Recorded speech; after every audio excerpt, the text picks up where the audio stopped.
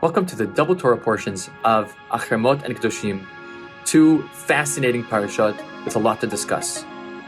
You know, one of the most frequently asked questions to rabbis and to me is, how can evil exist in a world where God is in control and God is all good? And there are so many people, great people, who ask this question. These are not questions to be asked from people who have small faith, but the people of greatest faith have asked this question. Abraham and Moses and Jeremiah and Habakkuk all asked this question. I think one of the key answers to this are to be found in this week's Torah portion and in the Yom Kippur service that is described in Achremot. One of the most unusual services in Yom Kippur is bringing two goats, two identical goats. One is brought to God and the other to Azazel. What is Azazel? Well, there's a clue in this week's portion. Right after we finish speaking about the Yom Kippur service, it says this verse, the Israelites will then stop sacrificing to the demons who tempt them. This text implies that the goat sent to Azazel is the only exception to the rule, that really this is a sacrifice to the demons, but it's only done once on Yom Kippur.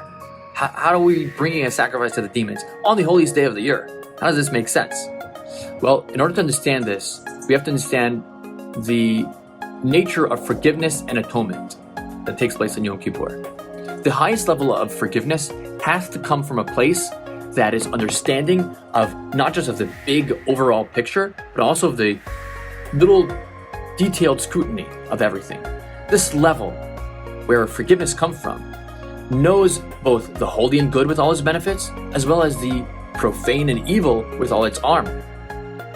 But it understands that everything in the end, even the tendencies towards evil and towards destruction, also serves a purpose in the universe.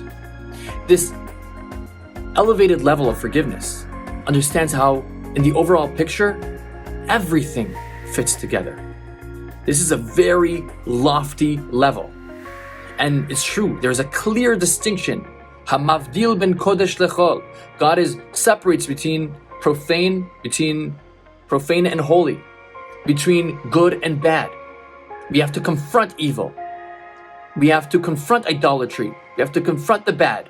But still, in its greatness, this level of divine chesed finds the place for all. So in the forgiveness of Yom Kippur, we have this lofty outlook, as is expressed by this Azazel offering.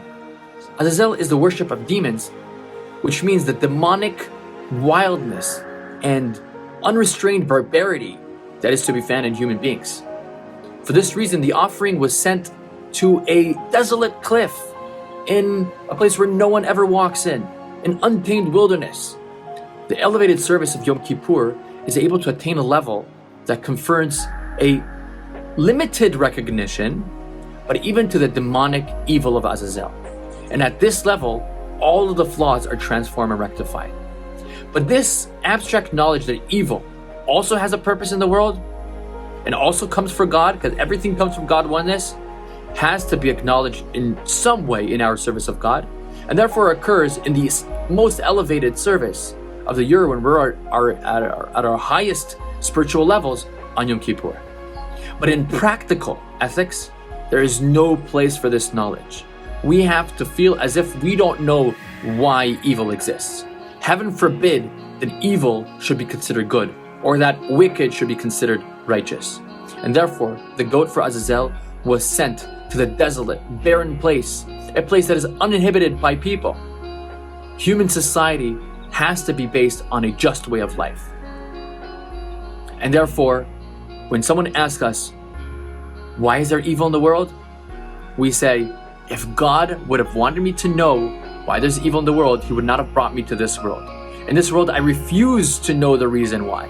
And therefore, forever, I will strive to bring more goodness to the world, to bring more healing to the world. This is why Jews are always the ones fighting for justice. We always have doctors pursuing cures for illnesses, because we refuse to think about this as something that is right and just in the world. Only one day on Yom Kippur, in this most elevated service, are we to notice that everything stems from God.